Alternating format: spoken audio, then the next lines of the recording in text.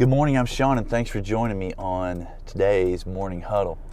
The world lost a great leader this week in George Herbert Walker Bush. I had the pleasure of seeing him speak when I was in college. He was then vice president running for president. By all accounts, a great American, just of course, a war hero, someone who dedicated his entire life to the service of this country, and the patriarch of a legacy that has become the same in terms of the Bush family. There are lots of great stories going around right now about his life and who he was and so forth.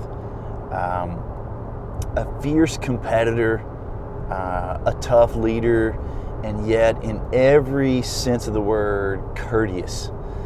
I know there have been lots of things. You guys in Texas, I'm sure, have some really good stories about H.W. Bush and the Bush family. I'd love to hear some of those stories.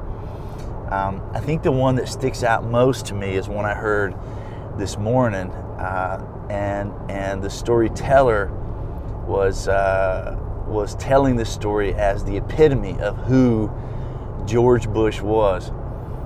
And he said there was a family that's close to he and Barbara, and the four of them had sort of made a tradition of watching the election returns every time that rolled around. And so he was then vice president running for president, and of course, as was tradition, he was having dinner with their close friends on the night of the election, and they're at these people's home. They're having dinner, of course, they're watching the returns, and then it's announced that he has won the presidency of the United States. The vice presidential limousine is, of course, in the driveway waiting to whisk him away to accept the role as president of the United States. And as they're trying to rush him out of there, he would not leave before clearing the dishes on the dinner table.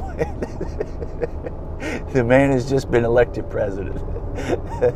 I think that's a great example of, from what I understand, who he was, and from what I read, the man was just a very courteous, very civil, in all respects, gentleman of a man, and a great leader. There are many, many stories floating around. As I said, I'd love to hear what your stories are.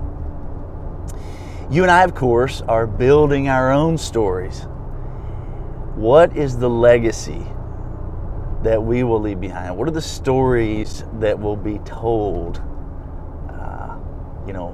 at our demise? It's interesting to think about. George Bush lived a full life.